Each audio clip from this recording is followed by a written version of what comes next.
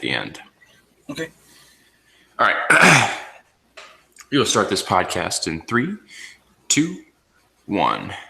Hello from the 11th inning stretch. This is Paul Epi, and I am joined, as usual, by my friend and colleague and co-host, Alex Schneider. Alex, it is good to discuss baseball with you once again. Let's hop right into the league news. What do you have for me? Just two quick things I just want to touch on and get your kind of perspective on it. The first thing is A.J. Pollock is soon to be reinstated by the Diamondbacks. We kind of talked about it a little bit before the show, and Paul had said that no one really talks about him. I think that's because, for two reasons this year. One, because, he hasn't been playing this year. He's been hurt, correct. Yeah. And two, he kind of plays on a team that's not really relevant in normal baseball, because by the end of June, July, they're usually not in a race, so he really doesn't factor in too much. I know he did get a lot of talk last year because he played really, really well last year, and I think he placed in the top 5 in the MVP voting. I'm almost positive on that. Well, let me pull up his numbers, and you tell me if they're MVP worthy, because to me they are. Let me pull up my tab here. Okay. Stats. Okay. His numbers in 2015 for the Arizona Diamondbacks. He played 157 games, so, the entire season. He had 192 hits. He had 20 home runs, 76 RBIs, and 39 stolen bases with a 315 average. That's really, really good. That is the definition, the textbook definition of a 5-tool player. Yeah, and a lot of it comes down to, and we've discussed it before, about your definition of MVP, because it states most valuable player. And so it basically how you constitute valuable and what you think valuable is. To me, I don't think that the MVP is most valuable to a team that made a playoff run that you didn't expect them to make a playoff run. I think MVP is who has the best all-around numbers of that season. And I believe that in 2015, I believe that actually Pollock did have the best all-around numbers, except I know Bryce Harper had one hell of a season. I'll tell you what, Paul Goldschmidt, Pollock's teammate, also had a very good season. Yeah, so, I mean, it really defines you have to define valuable to figure out what you think that it is. I'm not saying that it was wrong that Bryce Harper got the MVP, because I think that he was really worthy of it too.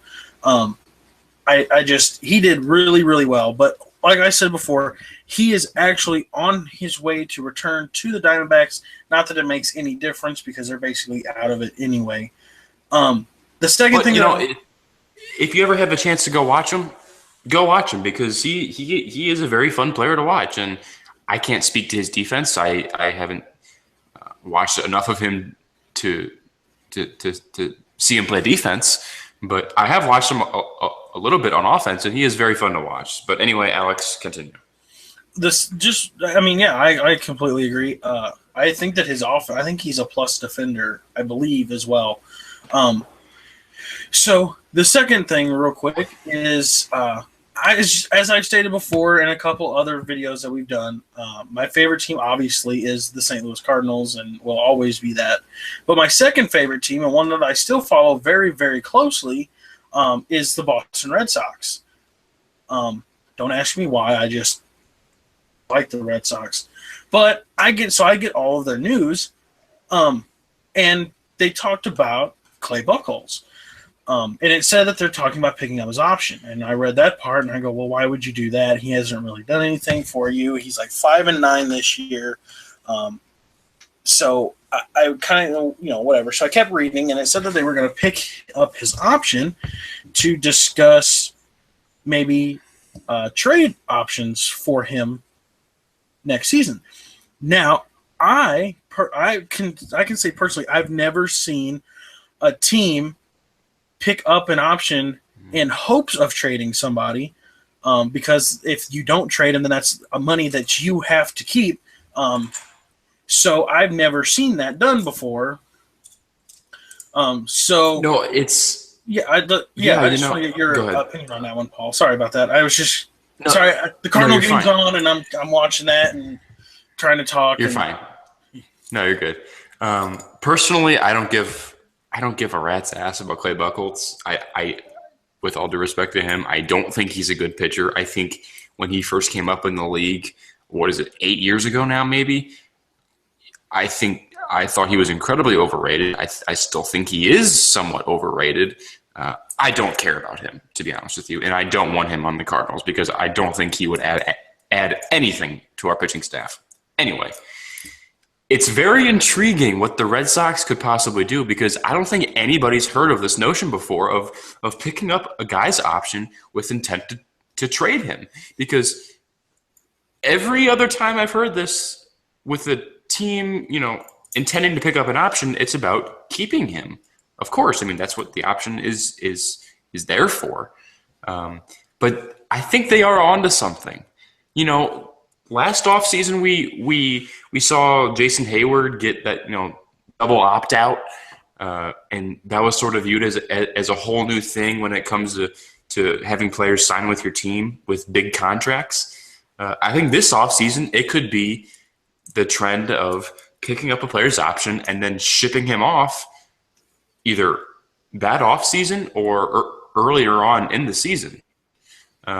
I think it is very intriguing, and I would not be surprised one bit to see this pick up steam and multiple teams start to hop on the bandwagon and start to do this. A couple of quick things about it, real quick. One, I don't know of any team that's willing to take a gamble on Clay Buchholz or who really desperately needs him to feel like they've completed their rotation. Right. Almost any other option that you have, is better than Clay Buchholz. Mm-hmm. You can't really look at the record because the record usually reflects the team and how the team does for the pitcher. So 5-9, okay, yeah, you can say he's on a good team and he's still losing ball games. Okay, but that could be because of less runs. But Clay Buchholz's stuff really isn't even that good. Gives up a lot of hits, a lot of runs. He's just, like you said, not a good pitcher and is highly overrated. The thing is, and then the second thing is, I don't think that you see a lot of people doing this way, the whole picking up an option to trade them, is because when people usually pick up the option, like you said, is to keep them because either one, that player was a huge contributor to a playoff run, or they want the player back to make a big playoff run. You don't usually I guess the only thing that the Red Sox have in mind is that they could get something in return for Clay Buchholz. And I hate to rain on their parade, but it's not going to happen. He's not a good player. But if they did it with a better player, I mean, or if any team did it with a better player, I mean, I could see it. Yeah, I mean, I'm trying to figure out a way to bring it back to the Cardinals about them doing it, but the only player I know that they're talking about picking up an option is Matt Holliday, and you're not really going to trade Matt Holliday for too much because of his age and decline in numbers, so he's actually worth keeping. The thing is Clay Buchholz is not worth keeping, and being a Red Sox fan, I don't think that picking up the option in hopes of trading him is a smart idea. Because then when nobody wants to trade for him, guess what? You're stuck with Clay Buchholz. Yeah, unless they have a team already in talks with them about trading for him next season. A lot of the reason that might be is because their cap room is already full, something along those lines. And I could see like Miami trying to pick him up in a trade. Houston might be just because they definitely need pitching arms. Granted, Clay Buchholz is a proven winner. He will win ball games. I just don't think that he's efficient. Exactly, yeah. So those are just the two quick points that I had. And I have one big thing, which is going to be our main piece this week.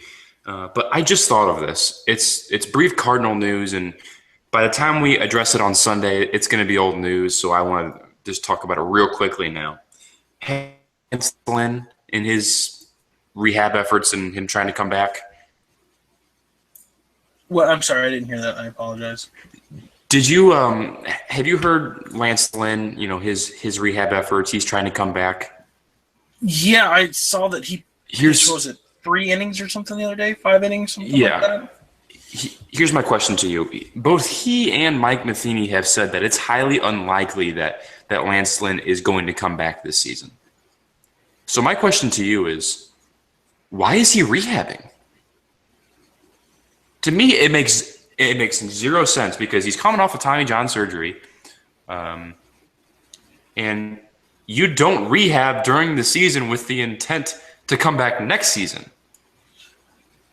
Honestly, actually, Paul, I'm going to highly disagree with you on this, and for one big reason.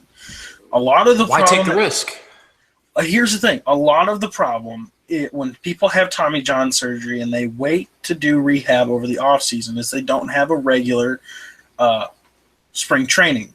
Their spring training, they're overworked, they're tired because they're trying to rehab the surgery that they just had. Here's the thing. If you trust your trainers, if you trust the people doing your rehab, and you follow their instructions to the letter and don't deviate from their plan, I think that rehabbing during the season with full intentions of coming back next season is a smart idea. You have a normal offseason. You can do all your normal offseason workout and then go into spring training and have a normal spring training. Now, here's the other thing. I am not – if he's pitching in baseball games, is it baseball games or simulated games? They are baseball games. He is pitching in the minor leagues as we speak. Okay, so if he's pitching in real baseball games, I think that the full intention is bringing him back to pitch, but it's not going to be in the regular season. It will be in the postseason out of a bullpen spot. We all know that the Cardinals have had bullpen woes. So if they've had bullpen woes and you have, let's say, one pitcher from the Cardinals, two actually from the starting pitchers of the Cardinals that have had real big problems, Wainwright and Garcia. So let's say they go out into the playoffs and they're facing the Cubs. First game of the series, and Wainwright's starting for you, right? Let's say he gives up 2-3 runs. He's not feeling right. You're almost not even wanting to run the risk of keep pitching him or whatever. Exactly. So let's say he only goes 1, 2, 3 innings. Who do you have in the bullpen right now without Lance Lynn being in there that could take over and pitch a lot of innings? Alex Reyes. And are you going to trust your playoff? So it's first game. So you could say, okay, I'll trust that game. Maybe we can come back. Let's say it's game 7 now. Wainwright's pitching again. No. Short rest, goes 1 to 2 innings. Let's say his first outing went well. He went 6 innings, no runs, whatever. Last outing of the series, 1 to 2 innings. Are you going to tell me you're going to trust that game to Alex Reyes? Of course not. No. Okay, so I think that Lance Lynn in the bullpen for the postseason is a great idea. Even if you do not use him and put him on the postseason roster, I think that is an awesome idea, and I think that they should try it. I'm with you, and this is my second point, is that I think Lance Lynn would be a good addition, just like Adam Wainwright was last season coming out of the bullpen. I just don't like how they're putting up this facade of saying, "Oh yeah, no, he's not coming back this season. I'm not coming back this season." Well, then why are you out there pitching? I don't want you taking that risk. And while yes, the trainers are very good, they're very professional, they know what they're doing.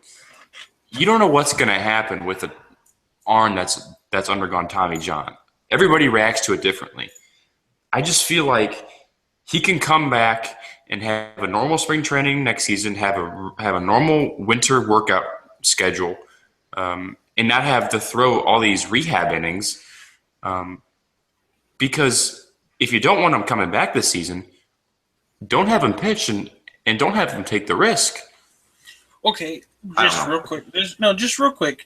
You bring up valuable points. Obviously, both sides of this argument are valuable points and need to be made because just because they need to be. There's two sides to this. But if you think about it last season, how many times did we hear that Adam Wainwright was not coming back that season? He was Oh, we not. said that a bunch. Exactly. Everybody told everybody he's not coming back. He won't be coming back. He will be ready for 2016 and he won't come back. Okay, so then you get into like the last month of the season, and I don't know what Wainwright did, but he all of a sudden he was on his way back. Oh, he was on his way. They did some interviews with people that watched him, and apparently was throwing bullpens like every other day to get back. So here's the thing: like you said, everybody reacts differently to this surgery. We've already seen it one time with a Cardinals pitcher where he reacted very, very well to the surgery and came back very, very well. And obviously didn't start because that's just a lot of stressful innings on an arm that just had surgery. So if it can happen again, if they can find another person, the second person out of 100 million people who could come back from the surgery perfectly okay, and they found both of them, I don't know if you want to call that luck, if you just want to call that, hey, the trainers are doing what they're trained to do. Probably both. They're very good. I mean, they don't let pitchers go out and if they can see a strain on that arm. So I think that Lance Lynn could come back and actually I'm not saying he will pitch. I'm saying will be on the playoff roster in case things go sideways. I think it's a great idea having him rehab during the season. I think it's a great idea. If you're having him pitch, if the target, okay, this is my last point on this topic. The target, if you want to have him pitch, by all means bring him back because you want him to pitch. But if you keep telling people that he's not going to come back, it's very unlikely, I just don't understand the risk. But if you want him to come back in the playoffs like Adam Wainwright did, I'm all for it. Go right ahead because there's a target goal for him, and that is to pitch in the playoffs. I'm not sure what the target goal is if they say he's not going to be playing. Well, and everybody knows that if you watch the Cardinals, they keep a lot of things close to the vest anyway. It's not that they give it out all the time. Now, I'll tell you this. This is my last point. I will be very upset at the Cardinals organization if he's rehabbing all of these and I see him sitting in the dugout in the playoffs, not on the roster. He's just sitting there. I will be very upset because I know you can't throw rehab starts in the offseason, but he can be on a throwing program and still be okay to come back and be just fine for spring training. So I will be very upset if they do bring him back or if he does all this for nothing. I will be upset. Right. We can talk about this at length on Sunday too. I just wanted to get your opinion because I saw that on the Cardinals game on Tuesday night. I'm thinking, well, what in the world are they doing if he's not going to pitch? Anyway, the main topic this week is it's about an article that I saw last week in USA Today. Good old Bob Nightingale out of USA Today, very talented writer. If you haven't read him, go read his stuff. He was writing a piece last week about how Commissioner Manfred is considering all these radical changes to baseball. And I'll read the article, and it just gives examples of ways that he is open to changing the game. And some of them I found very appropriate and very useful and very needed too. And some of them I found to be completely useless. So I'm going to read an excerpt of the article here, and we can take this piece by piece because it is rather lengthy. I'm not going to read it all, obviously, but like I said, piece by piece. So Commissioner Manfred said that baseball is contemplating everything from altering the strike zone to limiting the number of pitching changes in a game, to curtailing the number of shifts, to even installing a 20-second time clock for pitchers.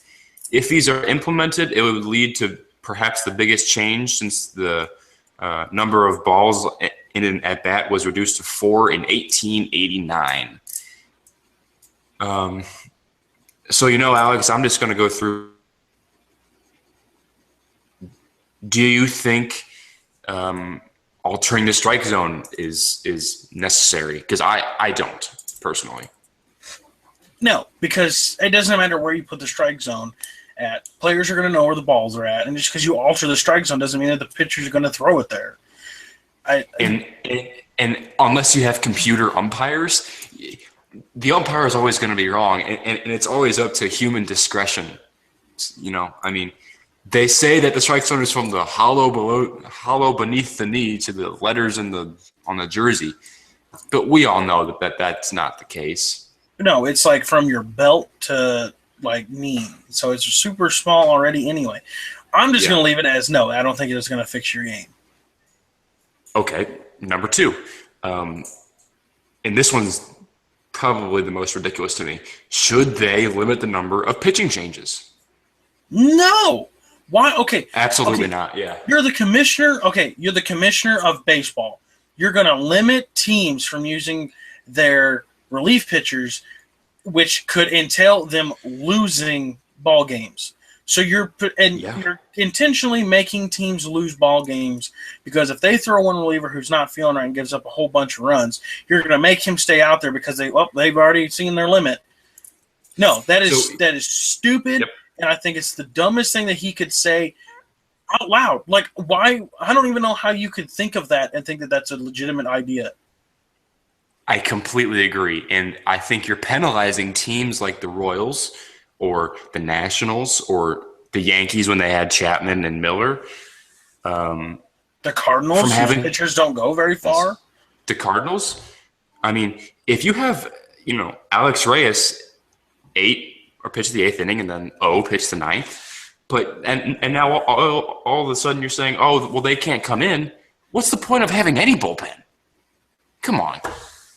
Exactly. The closer is going to be going away. It's penalizing teams. It's penalizing teams for having good pitching staffs, and that's completely wrong. I agree. And this brings me into my next point. Same thing. Do you think they should curtail the number of shifts? I know we already talked about this one, so I know what your answer is going to be. No, you should not limit shifts. You're a professional hitter. So if they're shifting you to pull, then hit it the other way. If they're shift to have you hit the other way, then pull the ball. Or if you're David Ortiz, who bitches about the shift more than anybody, and I love David Ortiz to death, but if your name's David Ortiz and you've hit almost 600 bombs, hit another one because they can't catch it if it's in the seats. Or this is complete rocket science. If you're David Ortiz and they're shifting everybody to the right side of the infield, here's a bright idea, David. Hit it to the other side where no one's at. Yeah, I think that's – you should not limit shifts. This is all making teams – teams have statistics. This is what makes people shift so that they can go and win ball games. You're intentionally handicapping teams from winning ball games if you do it this way.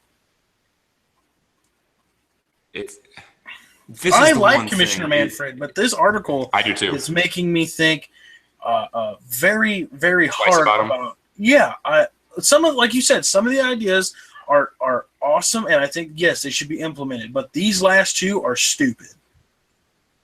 I'm going to name one more, and I think this one is needed. Installing a 20-second time clock for pitchers. Go ahead. 20-second time clock for like them to get ready or for them to enter the ball game? So pitch comes in, catcher catches it, he throws it back to the pitcher. Pitcher has 20 seconds to throw it again. Yeah. I mean, if you want the game to speed up, don't let them sit there and shake off the catcher and wait for the batter to call time 14 times and then, okay, so now we can actually pitch. I love pitchers who go fast. I'm watching Carlos Martinez now on TV, and he's one of the most fast-paced pitchers out there. And here's one thing that I want you to watch for. If he pitches tonight or tomorrow, whenever, but just – and this goes for everybody. When Jonathan Broxton comes into the game next, put a timer on him. He takes 4. I mean, I could do 20 push-ups and eat 3 hot dogs before he gets rid of the next pitch. It is absolutely mind-boggling how long he takes to get rid of the ball after receiving it from Yadier Molina or whoever's catching. He takes absolutely forever. Whereas you have a guy like Carlos Martinez that doesn't fool around, and he just likes to throw the ball, which is how it should be. Well, and here's another thing, too, with the whole 20-second clock for the pitcher. This year they implemented a rule that batters, if you don't swing, you have to keep 1 foot in the batter's box. Granted, a lot of umpires don't enforce this rule, but I think that it's a great rule. And again, David Ortiz was kind of throwing a fit about it because he's like, oh, we have a routine, which is stepping out of the box and centering our thoughts and messing with our batting gloves. And you should already have your thoughts centralized. Go up and hit the ball. You're a professional hitter. You don't need to be like, okay, look for the white thing coming out of his hand. Let me tighten these batting gloves up real quick and let's focus on hitting. No. When I played baseball, the only reason I stepped out of the box was to get a new sign from my coach. That was it. I mean, that literally was the only reason, and we had to do it every time. Even if there was nobody on base, we had to step out and look at our coach. Mm-hmm. It was just something that we were taught to do that. You're not doing that in the major leagues. You get one sign, and if you don't execute it, then you swing away. I don't understand why it's so hard. Change is needed in Major League Baseball, and some ideas are really good, and other ideas, like the 2 before this one, are really dumb and should not even be thought of. So I was just continuing skimming over this article, and Bob goes on to say that statistics have shown that there were 2,400 infield shifts employed by teams just 5 years ago. And now baseball is on pace for 28,000 this season, killing batting averages for everyone not named Jose Altuve. I thought the point of baseball, or I thought the point of being up at the plate trying to hit the ball was to hit the ball where the fielders aren't. Whether that's over the fence, that's one way to do it, or putting it where they're not, whether that's the shallow outfield, in the gaps on the other side of the infield, whatever. If teams are going to give you half of an infield to hit the ball, you better damn well figure out how, man. Yeah, hit it where they're not. If that means laying down a bunt to get on base, well then, guess you're laying down a bunt to get on base. Yeah. Yep. I mean, I don't understand. Yep. You get paid millions. If you're not a pitcher, you get paid millions of dollars basically to hit. Fielding's just kind of a bonus. So learn to hit and do it the right way. I don't understand. I don't understand. I'm assuming that all of this will be discussed this off season because the collective bargaining agreement runs out, I think, early December 1st, something like that. The point I guess they want to make is we want to improve offense. More offense will lead to, 1, more exciting games, and 2, quicker games. But there's a fine line between improving offense and just screwing with the fabric of baseball. Yeah. Yeah, I mean, a lot of these rule changes that we've talked about tonight are going to change, or could possibly change the game to a damn wiffle ball game. I mean, it's crazy to think that you're going to stop a team from shifting. If I'll tell you this, if shifting didn't work, teams wouldn't do it. I mean, that's how that works. Shifting works on certain players. That's why teams do it. They want outs. Because if they implement this rule, and let's say the Cardinals make it to a playoff game, a game 7, and they lose because playoff shifts, they've done too many and they can't do anymore, and they lose because Anthony Rizzo pulls one right between the first and second baseman, I will be severely pissed off. Yeah, I don't blame you. And just continuing on with that, making a rule that with the bullpen, you can't bring in a certain amount of pitchers or whatever. Sorry, Elvin Herrera for the 8th inning. Sorry, Orioles, you can't bring Brad Brants for the 8th inning. Sorry, Cardinals, you can't bring in Alex Reyes for the 8th inning. It's just absolutely completely and utterly ridiculous. I don't know how else to say it. I don't know. Commissioner Manfred, I, dear God, hope you are not listening to this right now. And I know all of these points will be considered very lengthy discussions in the off season. But please don't screw it too much. Here's the thing, real quick. One thing, I think we're safe. I don't think we have to worry about